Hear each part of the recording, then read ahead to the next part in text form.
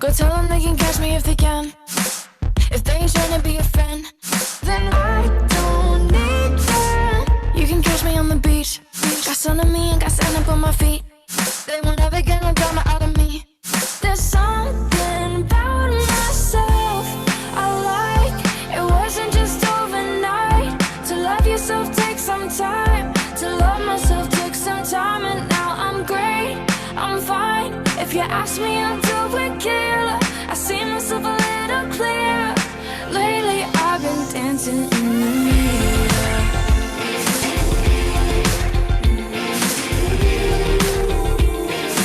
Lately I've been dancing in the mirror.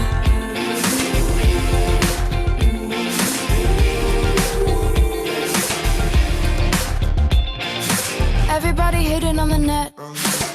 I won't take no disrespect. Go and give it all a rest. Cause I don't need them. Tell my chicken look away. Then I see my lemonade. That's the game that I don't play. There's something about myself I like. It wasn't just overnight. To love yourself takes some time. To love myself took some time. And now I'm great, I'm fine. If you ask me, I'll do it, killer. I see myself a little clearer. Lately I've been dancing in the mirror.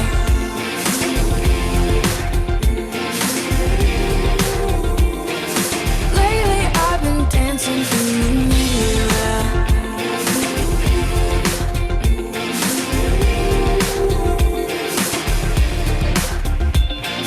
Ooh, yeah, I love myself. I like the way I feel. Ooh, yeah, I love myself. I like the way I feel. Everybody hating on the net. I won't take no disrespect. Go and give it all a rest. There's something about myself I like. It wasn't just overnight. To love yourself takes some time. To love myself takes some time. And now I'm great, I'm fine. If you ask me, I'll do it, killer. I see myself a little clearer. Lately I've been dancing in the mirror.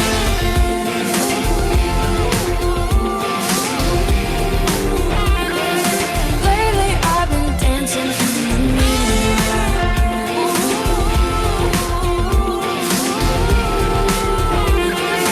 Lately I've been dancing in the mirror.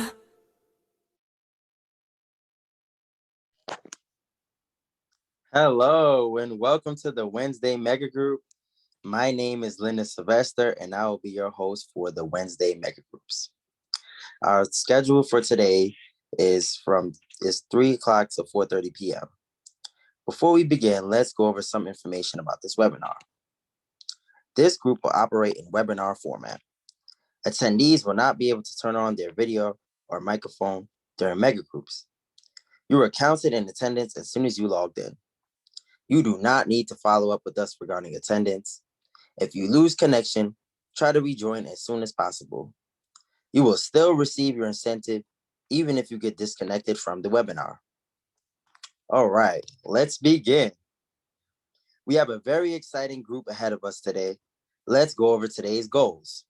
So to start, we'll have our opening ritual, then we'll go over program announcements, first payment, activation codes, and spring break. Then we'll have our Friends of TAP. The Bravery will be with us today. We'll showcase the work from your small groups last week. The animation industry guest speaker today is Veronica Ware, and then we'll have our closing ritual. Okay, it's time to introduce my co-host for today, Lisa Clementi. Thank you, Lyndon. Hi, everyone, and happy Wednesday. So excited to be here with all of you. And we're going to be dancing into our 4th week here in our creative engagement workshop. So for our opening ritual today, we're going to share a link in the chat here that's going to send you to a polling site where you get to poll. What is one of your favorite iconic dance moves? And there are so many out there, Lyndon. It was hard to choose which ones went into this poll. Yeah. So we've created an other category. So of course, if you don't see your favorite iconic dance move, you can click on other, but perhaps one of the, your favorite one might be even listed in the poll. So super excited to see how we're going to be moving into this, this mega group today. And we're of course going to see this happen in real time as well. Yes.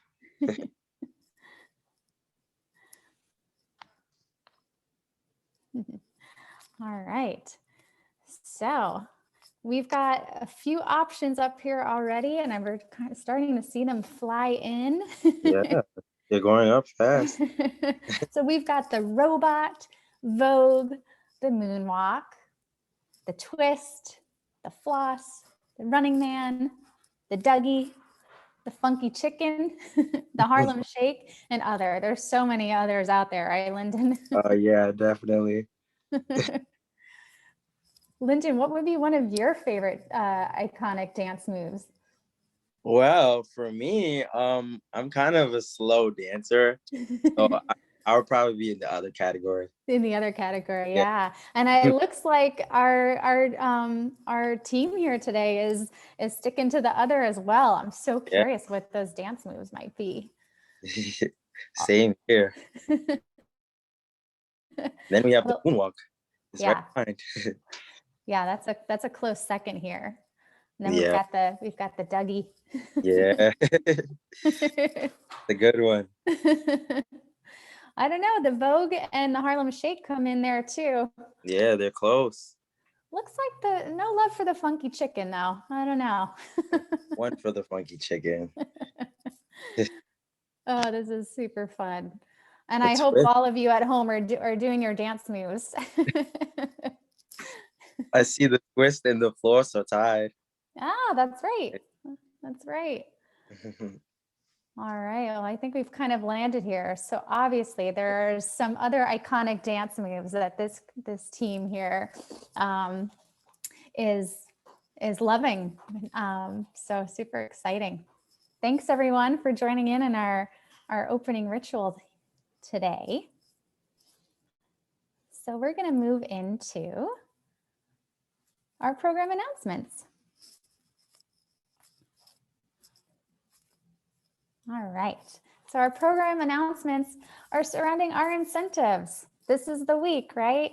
So if you have not yet received your incentive card, please email incentives@theanimationproject.org. Funds for groups attended from February 22nd to March 11th, which also includes your orientation, were loaded on your card today, March 17th. Super exciting. Payment for any makeup classes will not be loaded on your card until May 5th. So that's at the very end. And if you received an email with the activation codes and instructions, that was sent on March 10th. You may also look up your activation code on the TAP website and using the password program1. All right. And now time to transition. Into our activation codes, right? So there might be some questions around this. So a reminder, this code is not your social security number or any other number related to your social security number. This is a randomly generated 4-digit code unique to your card. However, when you go online to activate your card, you will put the activation code you receive via email in the box for social security number. We know it is a bit confusing, but we promise it will work. All right, what's next, Lyndon? Alrighty. So now we're gonna talk about spring break. So TAP will be closed from Monday, March 29th, all the way to April 2nd. So please make sure that you mark your calendars. There'll be no programming that week. And we believe in working hard and playing hard. So enjoy your time off.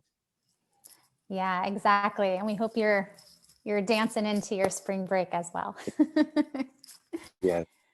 So what if you missed orientation or missed a group, have incentive questions?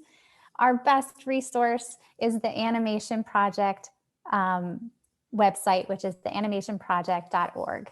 And in the chat now, we'll share the link that'll lead you to our FAQ page on our website, where hopefully all of your answers will be right there. And who to contact. So if you have any questions about incentives, you can contact incentives@theanimationproject.org. If you have questions about scheduling and attendance, you can contact program1@theanimationproject.org. And if you want to make up a session, you can contact program1@theanimationproject.org. Awesome. Thanks, Lyndon. So it's this time, the Friends of Tap time. So this week, we will be welcoming our Friends of Tap, David, Caleb, and Stephen from the Bravery. We're so very excited to have you here with us today. Thanks a lot. We're really happy to be here. I'm David, one of the leaders of the Bravery, here with my friends and partners, Caleb and Stephen. And we're just going to tell you a little bit about the Bravery. Caleb's going to lead you in a grounding exercise. And then Stephen's going to talk a bit about the Bravery in more detail and kind of his experience with it. But just really briefly, Bravery is a program that works with teenage boys and young men we activate creativity. You get to deepen your creative tools and explore feelings and emotions and ways to connect with each other. It's a program that helps you become better leaders, become better friends, build better connections, and overall just a stronger human being. I've been a friend of TAP for a very long time, and so we're really excited to be able to offer. First, we're going to do like an introductory session, and then if you want, you can join the course. That's going to be totally free, and we'll send a link out at the end of our Friends of TAP session here. But for now, I'll hand it over to Caleb. Thanks, David. Hello, everyone. Happy Wednesday. I want to just take a couple minutes to lead us into a little grounding practice, a meditation practice, and all the work that David, Stephen, and I do. We always start our practices out with a meditation of some kind of grounding experience. So I didn't want this to be any different. So if you all could just take a moment, wherever you're at, close your eyes if you feel comfortable doing so. And if not, maybe just bring your gaze downwards. And with your eyes closed, we're going to begin by taking 3 big grounding breaths together, just to land in the space, to shake off any residue from the day. So let's take a big inhale in through the nose, hold it at the top, and release it with a big sigh. Another inhale just like that, breathing in deeply, filling up the lungs and the body, holding it at the top, and releasing it with a big sigh. Once more, perhaps the biggest breath of your Wednesday. Big inhale. Hold it at the top and release it with a sigh. And with your eyes remaining closed for a few more moments, just take stock of how your body feels right now. Notice any tension, any pain that you feel anywhere in your neck, shoulders, back, arms, legs. And as you simply continue breathing normally, feel what your body feels like from the inside. Notice any emotions that might be swirling around in your head, any judgments, thoughts.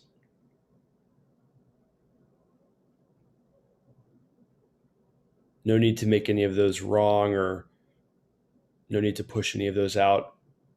There's no need to silence your brain, silence your thoughts. Let them all be there. And just take the time to scan your body.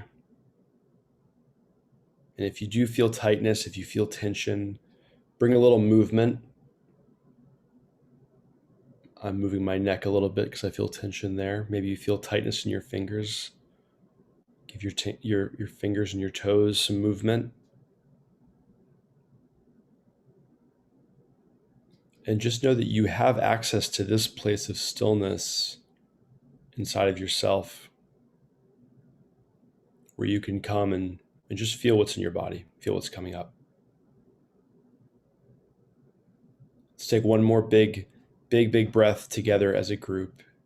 Inhaling deeply through the nose, holding that breath for one more moment, and releasing with a big sigh. And when you feel ready, you can open your eyes, rejoin the space. And I'm going to hand it over to Stephen to take it from here. Thanks so much, Caleb. That was really nice. Yeah, let's reflect on part of what we do with the bravery is sort of learning how to be present in ourselves. And we do that by sharing and being vulnerable as best we can in the moment. And I think what I'm reflecting on right now is, yeah, I'm an artist, I'm a musician, a producer as well as working with the bravery. And just thinking about, I'm making an album right now. I'm working on an album, writing songs. And I'm thinking about how I sort of bring myself into my writing, how as an artist I am present in what I'm doing. And, you know, it's, for me, it's a practice. Uh, I have to practice every day being myself, being vulnerable, showing up as myself, showing up in the moment. Uh, and, uh, and it's difficult. It's hard. Sometimes it doesn't work. Some days I feel really emotional and I'm not able to bring that emotion into my work. And some days it happens. Sometimes it's magic. I think working with the bravery, um, it's taught me to be gentle with both of those ends of the spectrum. Uh, Being gentle with myself, learning to love parts of myself that were difficult for me um, to accept when I was growing up. As a queer Black kid, sometimes that was difficult, um, and I'm still working through some of those things. But uh, in the present moment, I feel grateful that I'm able to tap into those things, tap into my emotions, tap into how I feel, and then share with other people, communicate with other people, because ultimately it's a big part of life, being able to share with people and connect and feel connected. Uh, yeah, so that's what I feel like I want to share with you guys today, and that's what we do with the bravery. That's what we try um, to create a community of people that feel comfortable sharing themselves with the world and building that and practicing that. Um, and yeah, and I hope maybe something I said or something that we've said is resonated with you, and you feel like maybe that's something that'll help you. Um, Maybe you're stuck in some part of your life, or you want to expand in some area of your art.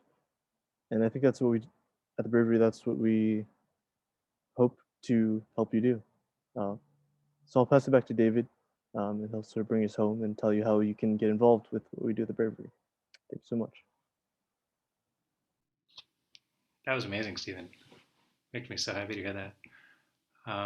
I have very little to add on top of that, other than to say that I think the TAP team is going to share out a link where you can get in touch with us.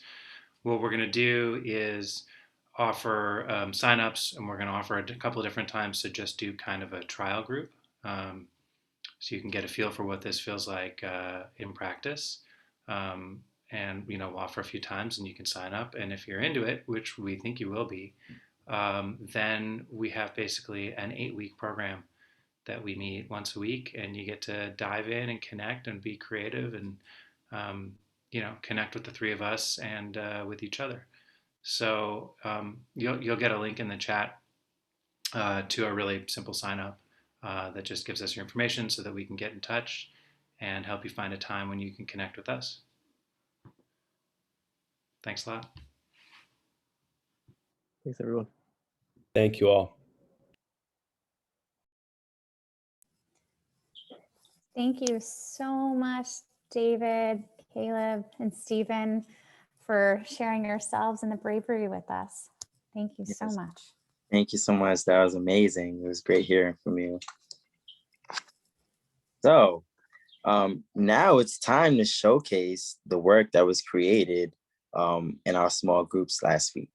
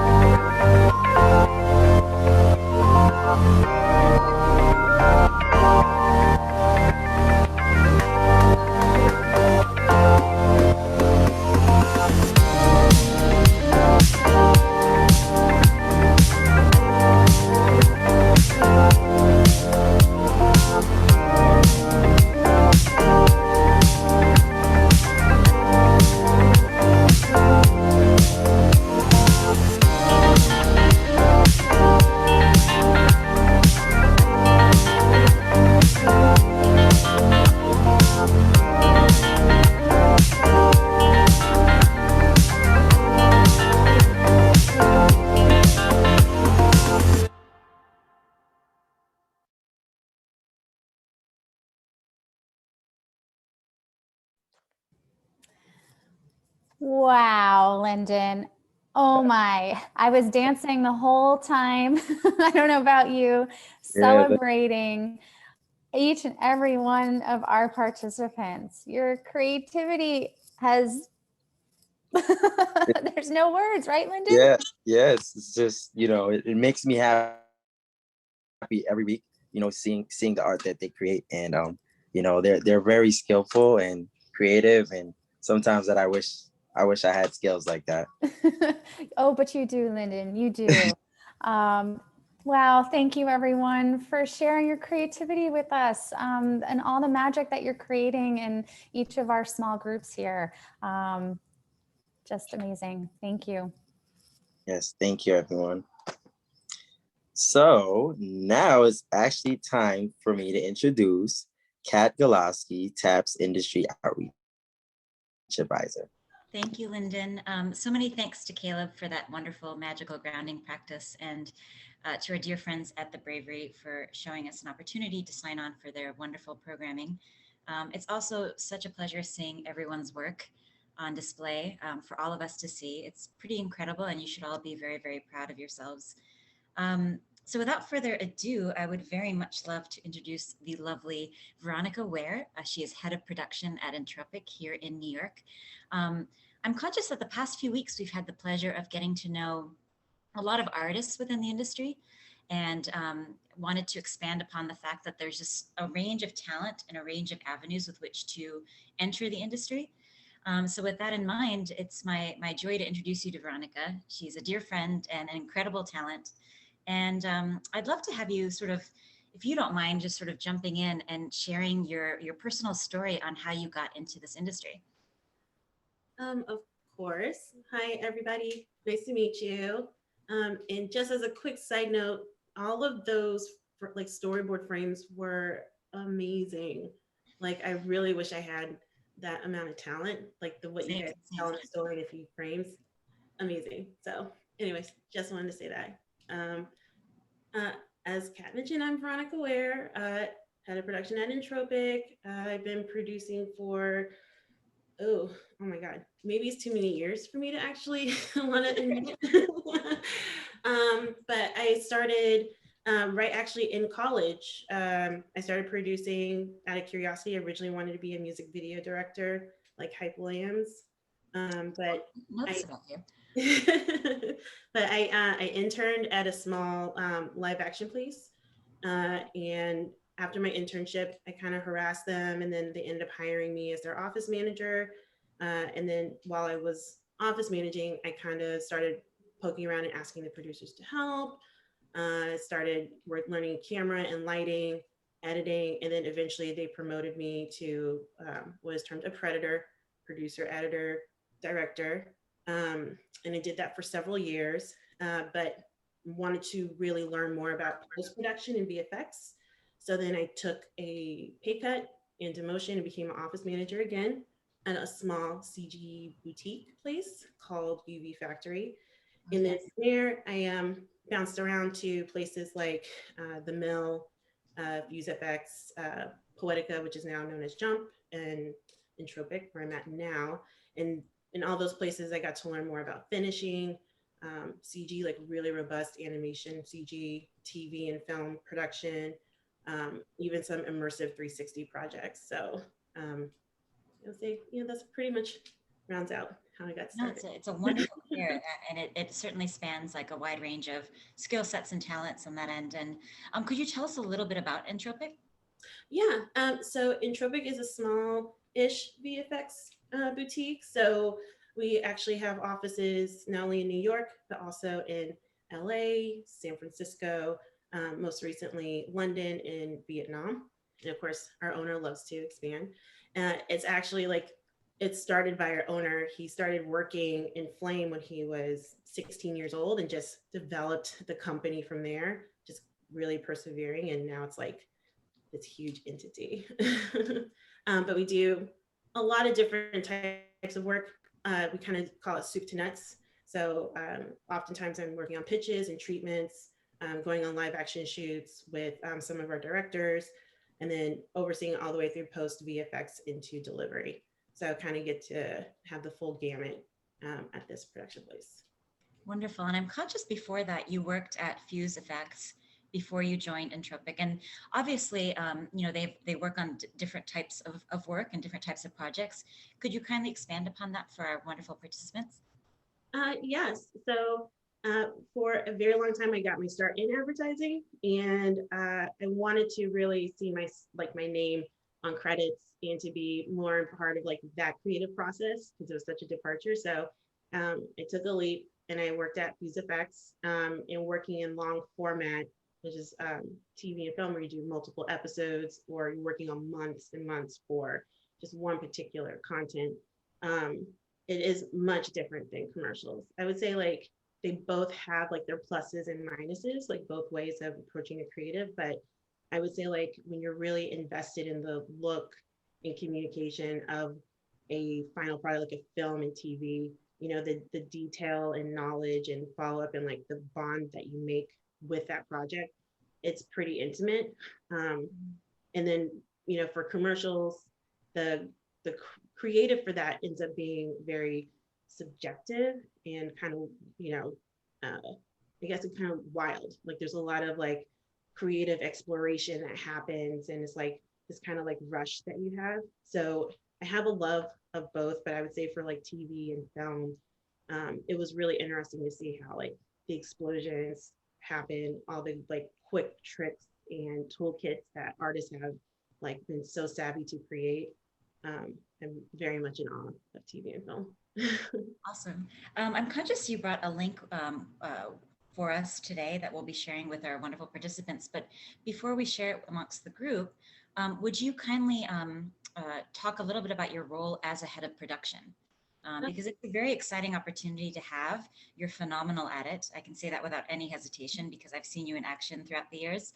And just wanted to get a sense of what your responsibilities and daily what I know no day looks exactly the same, but would welcome, you know, just some thoughts as to what you could expect in that sort of role. Yeah, I think it's actually really important because it's a role that I didn't even really knew fully like what it entailed until after I started like going down that path. But head of production, most of the time I'm managing pretty much all the projects that my EP brings in, that I bring in, and that like my leads and creative directors bring in. And I help with bidding it, planning out the project, deciding who should work on it, what's the best method for it to be accomplished, what are the best tools, should I go buy some stuff so that people can be able to do the job like better or be happier with the end product. And then I also mostly mentor my coordinators, the producers, and make sure that they're happy with their projects and that the clients are happy. And then I do a lot of check-ins with our engineering team, make sure that the machines that everybody works on, that they're working and functioning, that everybody has the licenses that they need. If they want some plugins, I'm the person that helps them to get it. All the time. But it's just mostly just overall kind of like management. Like it sounds like management, but you know, it's nice because you're working with people, and I get to kind of like check in on a lot of the different creative projects and endeavors, which is cool. That is really cool. Thank you. Thanks for sharing that. So we have shared the link with our participants. Is there a particular project you'd love to talk about? We obviously wanted to make sure that our participants could see the spots without a bit of lag, just so that we could spend more time speaking with one another. I'm conscious of that Oculus project that you were chatting to me about earlier, and would love for you to speak about that at some point, but also happy to ease into any other spot you'd like to discuss. Well, so my favorite one is the ATM music video for J. Cole. It's several years old, but I was we were approached with that project in secret, and then once I learned it was J. Cole, I basically made it happen without asking for permission from the company and the owner and stuff. I was just like, well, we're doing it. And so I gathered everybody. I was super savvy. And then like next thing, everybody looked up like, wait, what is this? I'm like, it doesn't matter, we're doing it. So everybody just be on board. We're going to work with J. Cole. That's amazing. So that was a dream. And if you know, just kind of harkening back to like why I got started was because I wanted to be a music video director, specifically like Hype Williams. And that's probably like the closest to a mimic aesthetic of Hype Williams, like 90s work. It was dope to work on. I was really excited. That's beautiful. Yeah, I absolutely agree. It's incredibly dope. But I would say like producing that job, it was mostly like just me gathering people, talking to the director, getting people on set, making plans, figuring out like which program and which software should execute which scene, and then kind of like lining up like, all right, I'm going to get 5 flame artists, this many CG artists, have everybody standing by, have the editors start working on set. It was a whirlwind because of the tight turnaround, but it was fun. I can imagine. What sort of timeline did you have on it? I would say from the shoot to completion was about a month, which is Wow. pretty aggressive That's for very aggressive. something that's considered long format. So long format is usually something more than like 30 to 60 seconds for advertising. Um, so having that many shots to touch in a very short period of time, and again, it's subjective because it's all in, you know, the director's head, and then J. Cole has his own idea of what he wants it to look like, and then of course our creative directors, they have their own idea of what it should look like. So like getting everybody to come together and prioritize whose vision should be for what. It was a lot of like discussions and planning, but everybody was happy at the end. Probably as your role as producer, there was a lot of managing of conversations, I can imagine. Yes, I would say like for like producing, the majority of my job is managing like conversations and expectations, and then also a therapist. So Yes. always. Especially when you're working around the clock. As Veronica and I are chatting for a bit, you know, I invite all of our wonderful participants to populate the Q&A with any questions you might have for Veronica, because I'll try to address them in our conversation as soon as possible. So please feel free to jump in.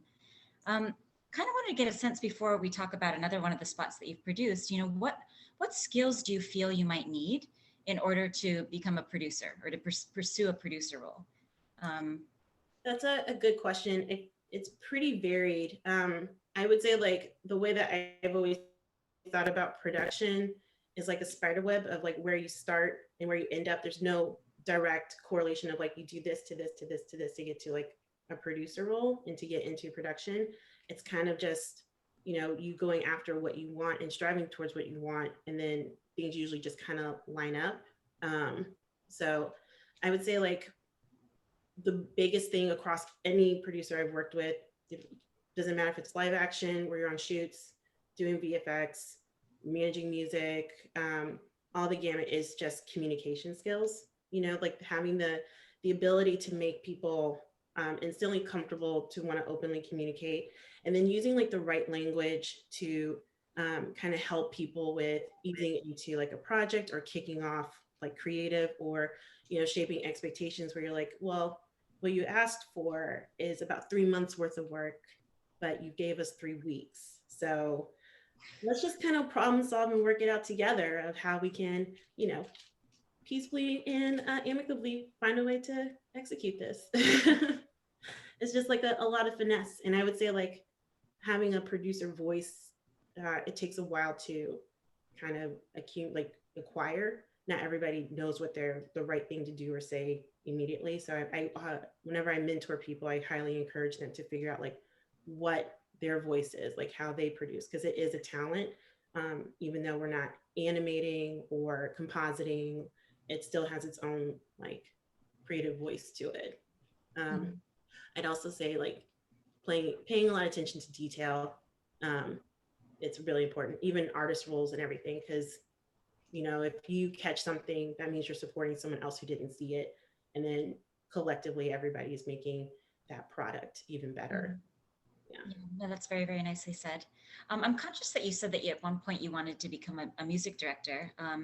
And Katura is also asking, one of our wonderful participants, why did you choose this type of work? Like what brought you to this world? Oh, so it was a couple things. Like one, when I was like in college, I noticed everybody wanted to be a director, and I was like, oh, that's weird that everybody wants to be a director. It doesn't seem like everybody like fits that bill.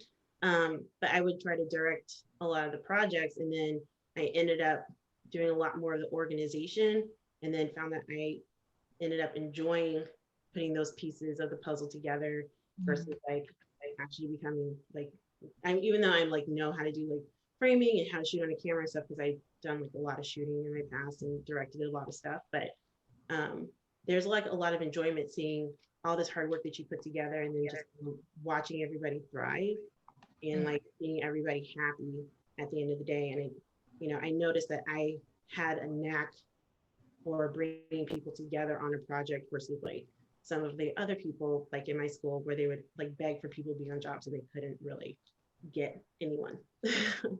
That's understandable. Thank you for sharing that. Of course. So for our wonderful participants, what are some recommendations you might have for those who are looking to enter the world of production or to explore a career into this world? So I would say one of the biggest things I learned was like helping everybody and trying everything. Even if you don't think that it lines up for what your career goal would be, like I learned After Effects and Photoshop, even though I'm never really like a designer. Um, I learned a lot of technical stuff, like engineering things, like basics of like encoding files to hopping into machines and going in a terminal and making adjustments and stuff, like things that definitely not something that I thought a producer would do, but ended up helping me a lot in the future with supporting my artists and supporting my team members. Where somebody had a question, I'm like, oh, I remember helping out on a project where something like this happened and this was the solve, So that's definitely the one thing I would say, don't limit yourself, because all of it, again, spider web, it all kind of comes together. I love that reference. I also would say it's okay to ask questions. That's probably like the one thing I tell anybody starting out. I was very afraid to ask questions for several years, and I feel like it hindered my growth in my career, because I was so afraid to approach that EP or ask that creative director, or I think it's important, because the only way you will know something is when you ask. So no question is dumb. Just, if you approach it from an earnest place, then it's always going to be well received. Plus, like, people who've been doing this for 10, 15, 20 years, they want to share their information with you, because like they just like want to be able to pass down. And plus, a lot of people like to talk about themselves. So well received. We've definitely discovered that throughout the years. It's a joyful thing. I wanted to get a sense. So obviously you've shared a lot of projects within this link, and they're a wide range of projects. Could you maybe speak to maybe one or two more pieces that you've produced? So the Oculus one is probably the most recent one, because that wrapped up in December. And if you happen to have an Oculus headset, you go to purchase Beat Saber, you'll see it in there. I'm such a big fan. It's my favorite game. I'm on expert level now. Add each other. We absolutely need to add each other. But that project was interesting because we had to work on that spot while the game for BTS was still in development. So the environments that were created, we were, going to Facebook and asking them for, the Tiny Tan characters and for the environment so that we can replicate Our Lady. And it just, it changed a lot, because developers are constantly updating and, improving the game before it's released. So there was a lot of communication back and forth. It was great because that client, we got to work directly with Facebook versus going through an agency. So immediately when we're like, we need something, we were right there in a Facebook chat with the person who was developing the game. And it made it much easier. In the accuracy of a product, of course, that was very much scrutinized. So a lot of back and forth, particularly the little Tiny Tans, our little BTS guys. The hair was very important for this spot. When it flowed, it had to flow a very certain way, but it couldn't flow too much. So there's a lot of rounds with how the guys moved and interacted with the space, and like, well, what would they actually do in the game versus like, well, this is what we want them to do in the commercial. And then shooting her was pretty fun, because we coordinated well in advance. So we did previs animation, where we decided what the camera angles and moves should be roughly for each scene. So we got the information from the director, we plugged it into using Maya, and then we roughly worked out like from his boards where everything should go, and then kind of just critiqued it with him from there. So when he showed up on the day of the set with our lovely young lady on green screen, he knew where to place the camera, and then could even plug in numbers, because we were using motion capture technology. So it made it pretty seamless once everything is captured correctly. Moving it into VFX world, it made it much easier to key, place in the environment, clean up her edges from like her hair and her shoulders and stuff. But yeah, it was a fun one. Incredible project. What sort of time? I always like to hear about timelines for specific projects. And what sort of timeline did you have on this one? I'm certain it was another short turnaround. It actually wasn't that bad. That's why I love the project. Oh, nice. I would say we started talking to them in September of last year. And then we shot towards the end of September, early October. And then the final delivery was early December. Wow, that's wonderful. Yeah, that's certainly a healthier schedule than what we're most used to throughout this environment. To plan it? Oh, amazing. We have time to plan. Anissa's asking, was there any time throughout your career that you've wanted to give up? Let's say whether it be a project or a moment, and if so, how did you perhaps convince yourself not to? That's a great question. Oh, that is a really good question. I would say there's been several times. I would say when I was younger and started producing, and there was one company I worked at where the owners were really rough on everybody. So, a lot of times like I would get really like frazzled or have like a mild panic attack. And then like, sometimes I'm like, why am I doing this? And then that's from there, like working at that place, I had to create like a mantra for myself and not let like other influences decide like why I should do something or why I shouldn't, like I knew what I wanted to do and I made a plan for myself. So for example, at that place, I was like, well, I have a goal of learning this much, this much, and this much, and feeling like I'm comfortable and have enough to be able to move to another studio.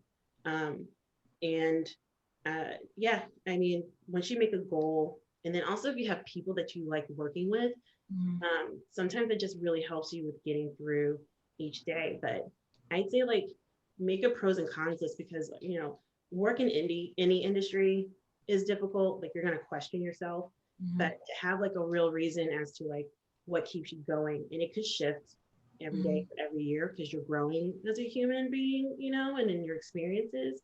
But at the end of the day, if you're like, well, what makes me happy about doing this job? And when you list that out, then it helps you with striving towards those things that make you happy. And then it helps with balancing out the bad because there's, a lot of bad stuff in our industry and also a lot of really good stuff. That's very nicely said. And sort of having an awareness of your values is so important. Amanda's wondering, how do you recommend to balance or prioritize which projects need to get done? Is the work setting at different levels or in different environments? How do you prioritize essentially? Ooh, that's fun because those are my favorite puzzles. I know they are actually. That's a great answer. So one of the things like being a head of production, I had to divorce like any things that I want to do where I'm like, oh my God, I really love this job. So I go through levels of, well, how much is the job costing like overall, like what's the budget towards the job? Because sometimes the monetary value equates to level of expectation or fidelity, like the final, right? And then after that, it's the level of complication. How easy is it to get through this job? Because if it's easy, then you can find a solution that still supports that job while prioritizing and pushing another one to try to find a balance between the two. And then after that, if everything still feels equal, then I just talk to my team members and I just say like, look, let's work together on this. This is the job I see as a priority. What do you feel is the priority from your perspective? And then from there, I help with coordinating like what is where. So I try to not dictate. I approach how I work at Entropic as a team because everybody's in it to win it. So for me to like delegate, like, well, you're going to do this job and that's it, isn't really fair to that person's process. Right. Would you say as a head of production at Entropic, especially since it's a smaller studio compared to other studios you've worked in the past, that you wear more than one hat or you wear many hats? I always butcher every expression out there. So I do wear a lot of hats at this place. When I first started at Entropic was like in 2017, and they had just finished building their office, and it was me and an EP, one creative director, and then they hired like 3 other people to start at the same time. So we kind of had to like build everything together just for the New York office. So I would say I was head of production, but then also I was doing day-to-day production. I was doing client outreach and sales. I was doing engineering, a lot of server management, office upkeep. So I was very, very cognitive of the environment that my artists would be walking into and what the clients would be walking into, and making sure that it was like pleasant and neat, and understanding like the level of communication that everything has, like the details. So if someone walked into a messy suite, then what does that say about the company? So there was it's a lot of multiple hats.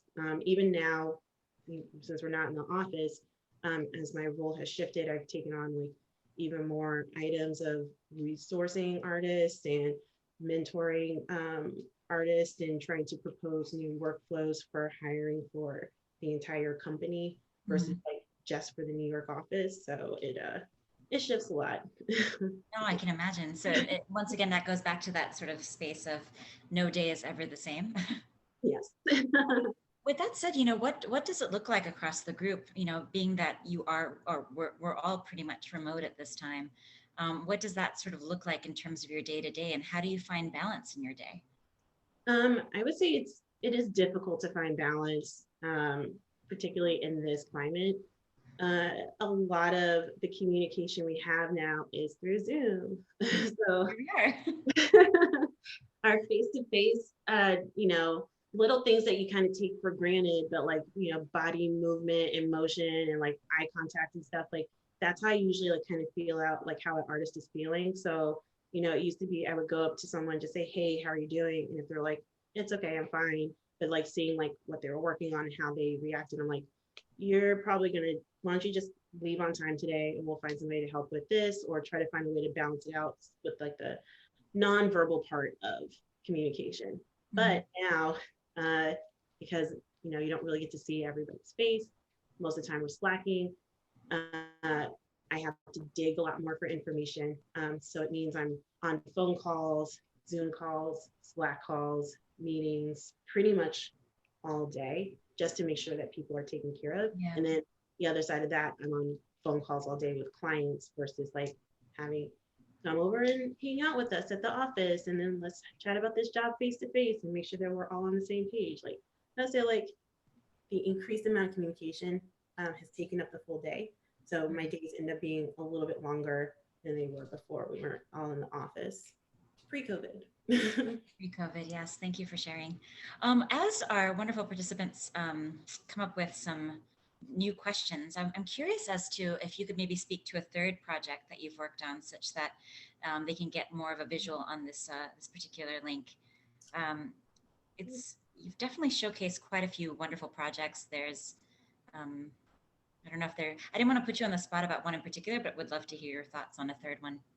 I would say I shared like an Oral-B spot, like a couple of them, to kind of show up like the particle work using Houdini, which, it's a variable that I didn't get to learn until I was, at the mill, and understanding like the role of like effects work and how sims and stuff are going. I mean, now it's like, I know common knowledge, but like it was new to me, and like really being fascinated about like how, you could plug in a matter of numbers, and then you have like beautiful flowing particles, or this huge wave that washes over something, or even like learning about like massive, where it's like just crowd duplication.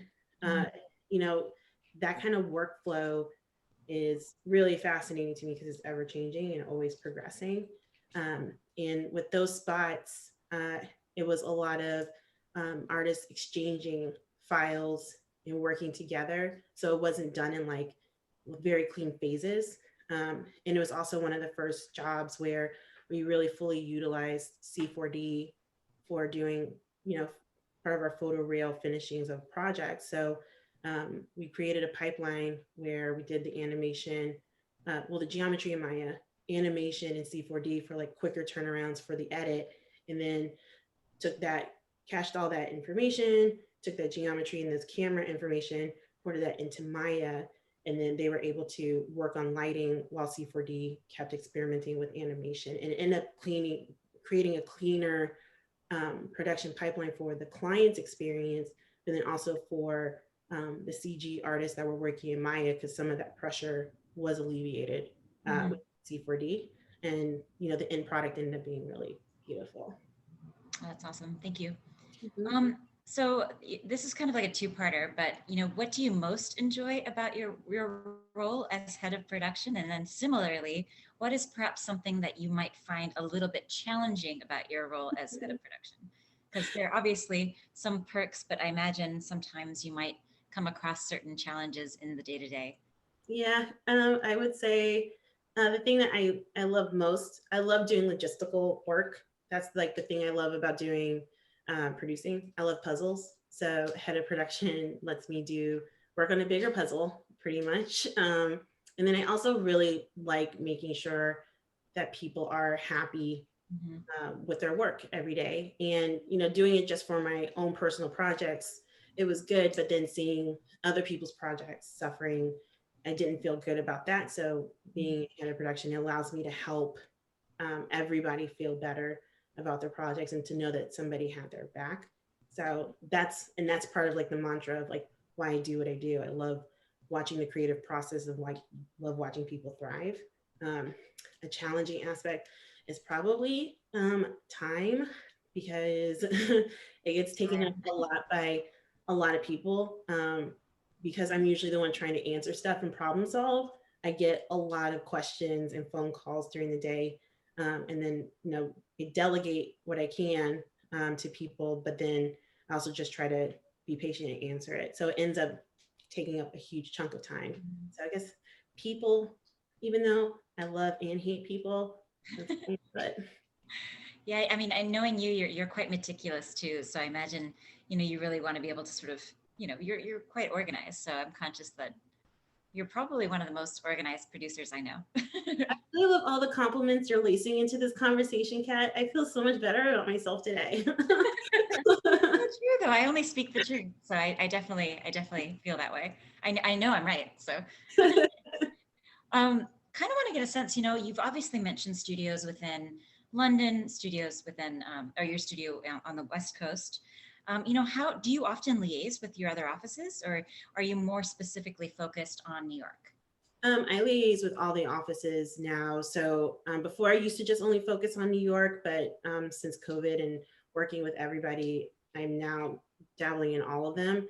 So sometimes I wake up early in the morning to talk to our London office and team members there.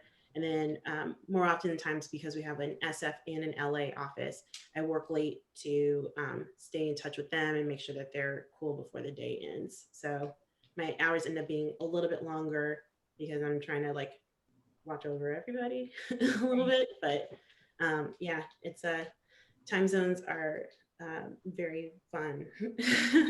No, I can imagine that really prolongs your day to day, certainly. I mean, with that said, are you working in the production aspect? Are you checking in on talent who are working on your jobs, or how does that look?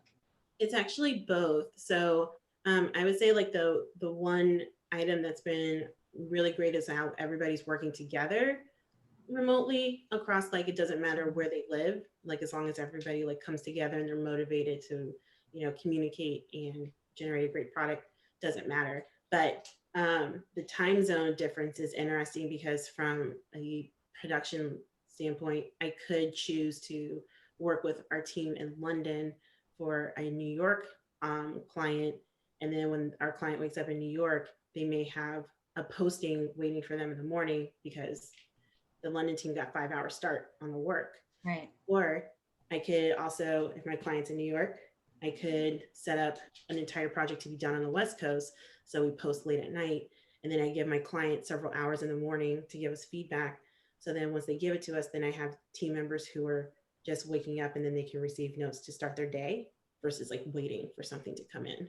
So it's one of those things where it's great to use it to an advantage for the production's needs. And then in both scenarios, it avoids client, like the artist having to work super late into the evenings or being overtaxed if you can kind of plan expectations around the time zones. Right. Thank you. We did sort of lightly touch upon the process of bidding within a project.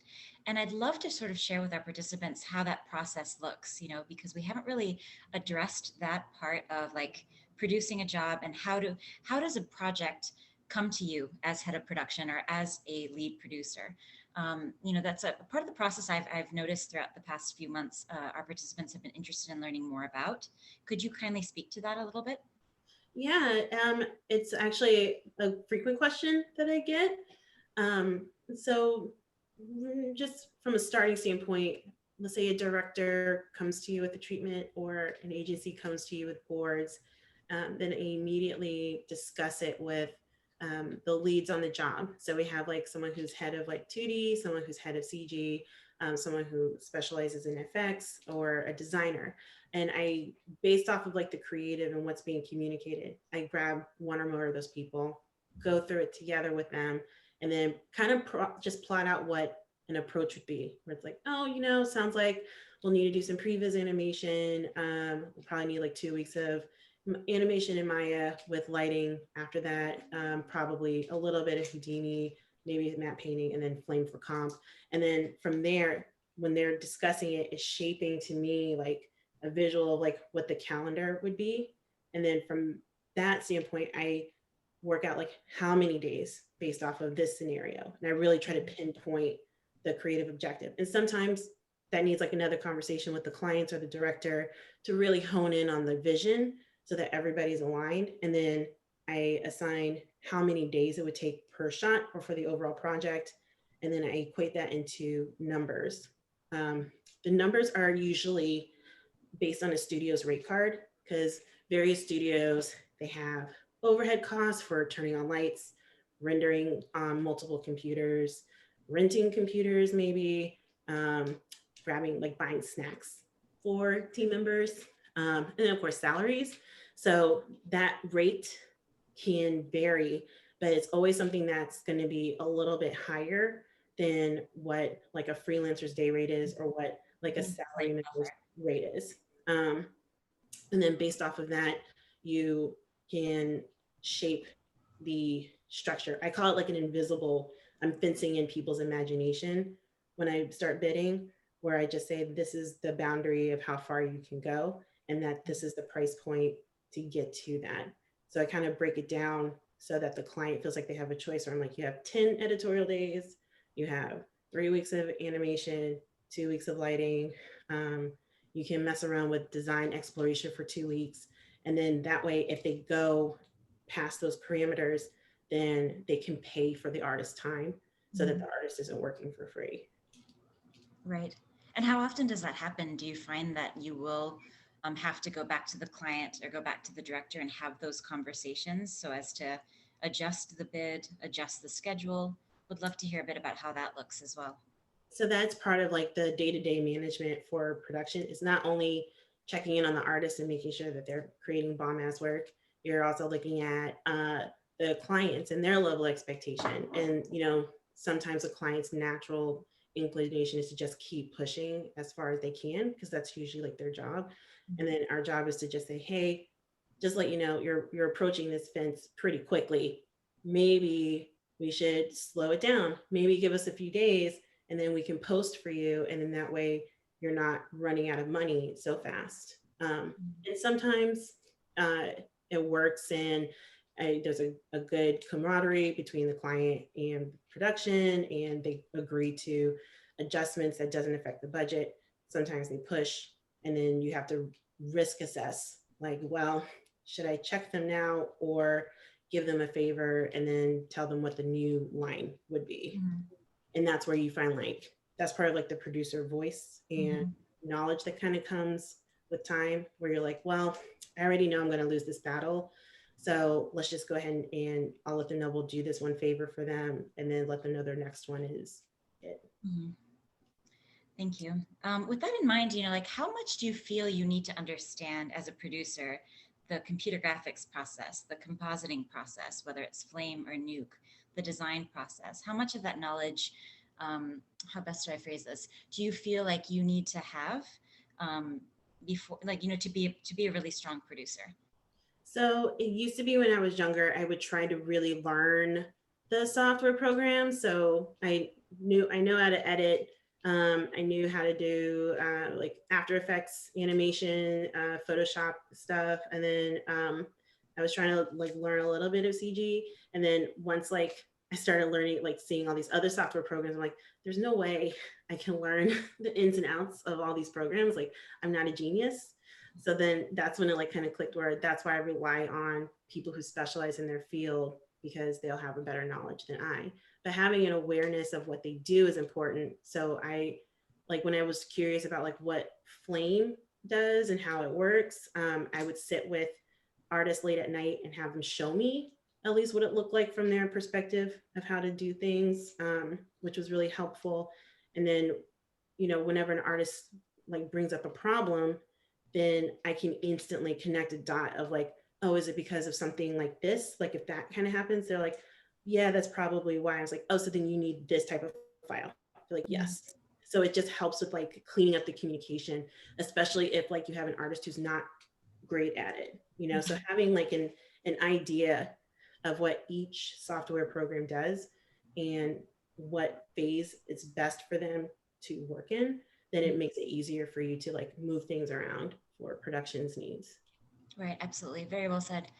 You've touched upon also the idea of mentorship, and a lot of our participants are somewhat, finding ways in which to enter the world of VFX, animation, games, etc. Because it's a very exciting world out there for all of us. What's some advice that you might have for them as they reach out to potential mentors, or what are some ways in which they could secure a mentor? And I'd love to get a sense from your perspective. What do you recommend such that they can put themselves out there more and learn more about the industry? Yeah, I would say put yourself out there, but it's also really difficult to do that during this time because usually it's just like going to an event and then walking up to a stranger and making small chat. Now it's like if there's like a Zoom networking event, it's a good way to kind of like chat with a person. But I also know that those are far and few in between.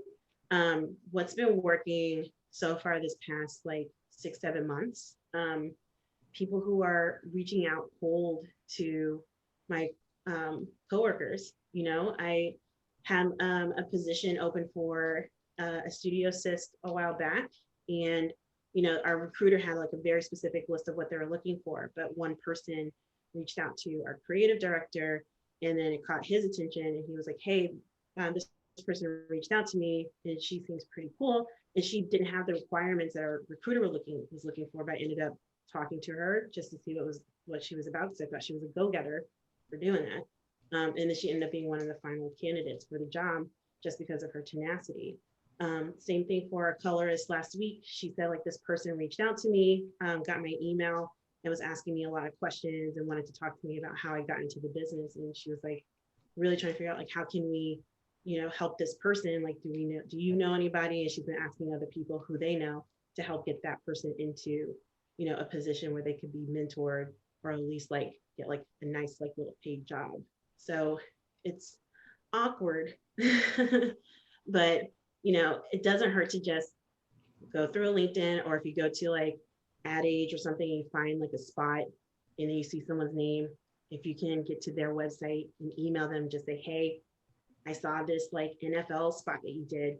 It looked really cool. Do you have a second to chat about it? Like, I'd love to Zoom with you. And even if you don't get a reply back, it's no harm, no foul, because it's just you're in the same position as you were before then. Mm-hmm. So it's one of those barriers that you kind of have to push past. Like, I don't believe in myself to do that a lot, but I did do that a little bit in college when I was like riskier and less self-conscious. So if you're brave, amp it up a little bit more and just reach out to people and be genuine. Mm-hmm. Absolutely. And you touched upon being genuine, amping it up a little bit. You just never know who's going to respond to you. And those are great examples of really tracking, talent down at a studio that you'd like to work and getting yourself out there, making yourself or putting yourself on their radar, as it were. So I appreciate your sharing that. Veronica, what would you say is like the next step for you in your career? What would you like to do more of? I'm conscious you're head of production, which is an incredibly senior role. But how do you see your role evolving? What would you like to do next? I mean, I think that's a really interesting question because I'm in that turn of phase right now. I've been striving to be a head of production for quite a few years, and then actually getting like that title and doing the work. I mostly just try to find the challenge in the job itself, but there's been a couple times where I thought about like, well, is there another studio that I could lend my services and help out with and try different types of creative. Mm-hmm. So I kind of look into what other places and variety I can look at, but I also just mostly find the challenges within what I have right now. And, there's always something to do. That's how I feel like any job that you're at whatever level, there's always like something that needs to be fixed or perfected or evolved. Yeah, I would just say like, it's just me getting through like the stuff I have right now and then trying to make sure that everybody in the company is happy. Like that's always like, it's a never ending because people are never happy, but It's always evolving, I like to say. Do you ever go into the office during these times? I do. I was just there on Monday and last Friday, and I'm gonna go back next week. And how does that look? Is everyone else in the office, or is it just? So for New York, we try to take it because our office is relatively small. It's not like huge, like 5-floor building. It's just 2 floors, and the computers are kind of close to each other. So we try to go in phases, like no more than 2 people in the office at a time. And I usually try to schedule it around other people, just mostly to make sure that other people are comfortable. But for New York, it's pretty clean. Our LA office, though, the artists there, they prefer to work in the office because they want to be close to the server. They want to work like as close to real time as possible. So the four people from that office, they go in every single day. And they, there's a wipe down service that comes in to just make sure everything's COVID friendly. They have a they have basically like a mutual agreement of the level of cleanliness that they have to have. And there's definitely no other people allowed because I did go to LA to help out a little bit, like work there for like a week. And everybody in the office was like, I was there with my friend. She's like, hey, Veronica's in town. They're like, absolutely not. We don't know what New York COVID germs she may be having, so she can't come into the office. And I was like, cool, respect it. Well, thank you for taking those precautionary measures. Wonderful. I've got 2 final questions for you, and it applies to a lot of what our participants are asking. I'm conscious that, and I do like to ask this from a lot of our industry guest speakers because it's really important for me that, or for all of us really, that there's a healthy work-life balance. But I'm also quite conscious that so many of us are remote within our different spaces, and we're obviously still. While we're very optimistic with the vaccine and where I feel like, a year after lockdown, it does feel a lot more hopeful. I'm quite wordy all of a sudden, but wanted to get a sense from your perspective. What are some recommendations that you can offer as coping strategies throughout these times? Because we're still coming out of what's been a rather dark period, but I'm also aware that, these strategies are always welcome. Yeah, I would say it took me a while to figure out like what a good strategy is for me because it used to be, when things got like a little too tight in the office, I had different cleansing palettes, as I called it, where I would scroll Instagram like in the kitchen while getting coffee, or step outside, or go and take a break and go to like a grocery store and grab something, or like find like a little walk for like 30 minutes during lunch. But now that we're all inside, I don't get to have like those breaks, just because of the volume of communication again, just phone calls nonstop. Yes. So I developed like really random hobbies. Like I started like needlepoint. I did a lot of puzzles at the beginning of COVID. Like I have like a good 10 boxes of puzzles that I just can't throw away. So that was fun. And then for during work hours, I have like this little fidget, and I use that a lot as like a totem to help me like, focus on work, because I think that's that was the hardest thing, is like being able to stay focused versus like getting up and walking around. Because in the office, I could go talk to an artist, walk down the hall, talk to someone else, check in on that person, take a phone call like on the roof, and then come back to my desk. But I'm kind of tethered to my Right. desk way more now, ironically. More No, and tethered. especially as you have these extra hours, I can imagine it's quite difficult in that sense. But I would say find something that makes you like, that helps. Like if you need something with like, I need things with my hands, like to feel like I'm doing stuff, then just find like, you have to find a new hobby, I guess, Right. or try different things that you normally wouldn't normally want to do. You're like, oh, this is okay, it feels right. Absolutely. And can you kindly show us that totem again? Oh, so it's like one of those like little fidget blocks. Oh, yes. So I had a friend, he works at PsyOp. He loves 3D printing things. So he made a couple of these and he was like, oh, you can have one. So I got it for free and I love it. And then my husband got one and he paid like 25 bucks for it. So I feel like I really won with this thing. You did. Any final words of wisdom or final words of advice for our participants who are in this space right now, and those looking to expand upon their careers into this exciting world that we're in? Don't get discouraged, even though a lot of people will discourage you, and don't let other people define your future. You know, some people get to that goal you want faster than you, but as long as you still work towards it and, you know, strive for it and, you know, have a good attitude and constantly work on yourself, then you'll get to where you want to go, or somewhere better. Because sometimes you'll end up in that self evaluation where you're like, I'm actually above that now, I should do this.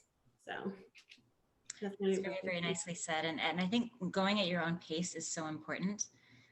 Really recognizing the challenges and working through them, as opposed to that sensitivity towards others, because it is really all about timings in this industry. Exactly.